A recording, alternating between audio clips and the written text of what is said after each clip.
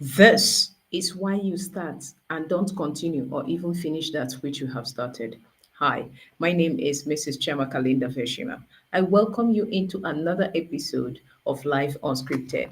In Life Unscripted, I share with you how you can become a student for life beyond academic session or school system in order that you achieve optimum and sustainable success. And because we've seen over time that truly life is unscripted, but it only takes your discipline to pick up a pen and a paper to write or rewrite your script, because there are defining moments and there are redefining moments. And today is another opportunity to pick up that pen to begin to write your script. And so today, I want you to be able to write a script based on the dimension uh, where you are dealing with something about starting up a thing. There are people, they are so excited to start up something. They even get it started. They are very fast to even start a thing. But what happens is that they don't continue. At some point, they see themselves not doing it, and they begin to feel like, is this what I'm called to do? Is this what I should be doing? Those particular emotions now creeping, and they think it's something that is no longer for them. When I started out, these things happen. And if you listen to my last episode, I talked about the power of definite purpose, right? And it's one of those things. But right here, I want to share with you the depth of that particular incident, why you start and never finish or even continue that which you are so excited to start. So you shouldn't be the only one here.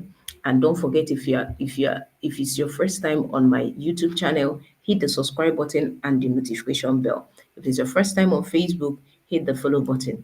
And if it is your first time on Instagram, you know what to do. Hit that follow button, because it's one of the best decisions you're going to make in your life this year and beyond. And of course, I'm going to share with you why.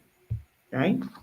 Now, incredible. Now, one of the things people pay attention to is that we pay attention to things other than ourselves. So that's why even your teachers who taught you in school, they know so much about their subject and know nothing about you as a student. That's why they focus on giving you instruction that does not align with where you are going to. And like I told you, the purpose of education is to shape identity. And so that does not actually establish itself, because even the people, the teachers, right? The unfortunate fact here is that they don't even know that the first thing they have to do is to actually study themselves. Because when you study yourself, you can be able to pay attention to people and know how to direct your instructions. That's why mentorship relationship will always stand out. And so one of the things that makes you to get all excited, you have the idea, you are able to create something and then come out of it, is the fact that there is an identity crisis. What is identity? Identity is what you are associated with. Sometimes most of your identity crisis is based on what your parents, your loved ones have even told you since you were born.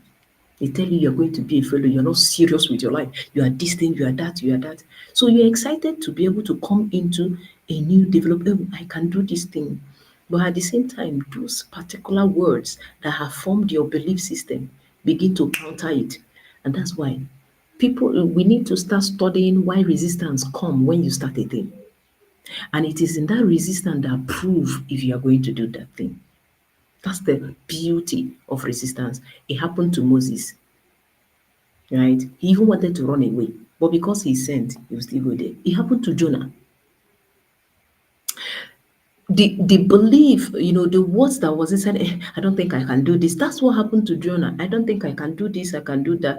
Piam, he wanted to change whatever it is, but for the purpose of God, he had to be able to enter the belly of the fish and still wait and still went to that Nineveh to go and do what he was asked to do. But the point here is, what has been that thing that you have been associating yourself with that have dealt with you, that is making you that anytime you start a thing, you don't continue? Identity crisis. So we need to start obeying the first law of wealth, which is the law of awareness. What do you know about yourself? One of my students in Confident Global Champions came I think that was last week or so. She came last week and was telling me, Miss Linda, I know I so much have passionate in this graphic design, whatever it is, and right now I don't feel like I don't feel like it's something I want to continue. I don't feel like. I said, okay, how long have you been able to do this? He said 12 months. I was shocked. 12 months. Okay, how many people have you been able to impact? She cannot be able to tell me those things. I was like, oh, amazing. So you will see that there's no a track record, there's no accountability. You don't even know. I said, what's your purpose? Why do you want to do that? He said, I just feel like it. I'm like, I said, there's something battling you you're not even aware of, right? And so most of us are like that because we have identity crisis. We know so much about things and we know nothing about ourselves. What do you know about you? You, not what people told you or what you think you are, but what do you know about you? Sometimes we even sing the song, I know who God says I am, what He says I am. But do you truly know? But you sing that song every single day. Even this Easter, you are going to sing that song. And every other day that it might come to your spirit. So, what is this thing about yourself? What is this thing about your identity that you have not even identified? So, it's time for us to pay attention that some people are initiators, some people are creators. When you understand that you are an initiator, then you can outsource creator as a partner to be able to help you continue and stay consistent to finish. That's why we don't even take accountability very seriously.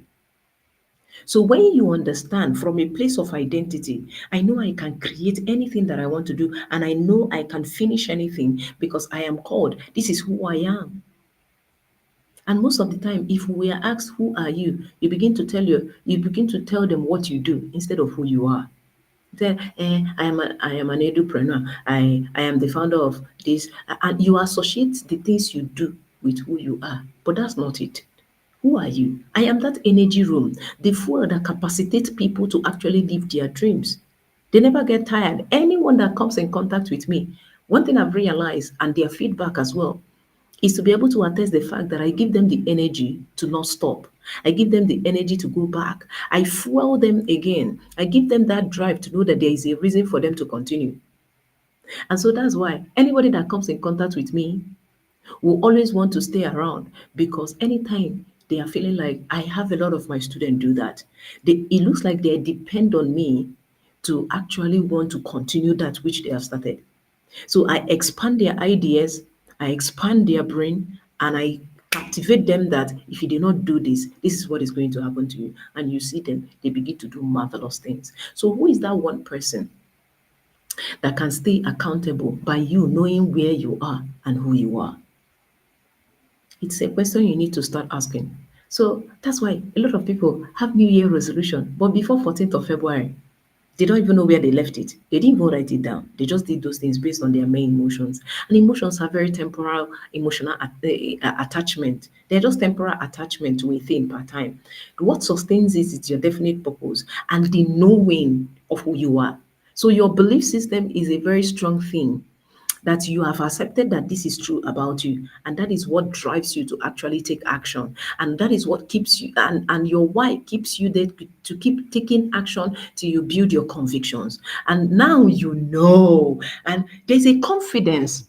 Let's talk about this. There's a confidence that comes with now you know. It's not like they told you, but now I know. And so every conversation that I do have, I don't have it based on the fact that people told me about it or something. I have that conversation from a knowing that this is who I am. So whether or not you want to agree with me, whether or not you want to partner with me, whether or not, it's totally your choice, and I respect that. But this, it does not change the fact that this is who I am and this is my mission. As a matter of fact, what you have been able to do for me is to be able to save my time, right? So you need to be able to come from the point of identity because your identity controls your attention and your attention controls your attraction. So who are you? It's one of the questions you are going to ask.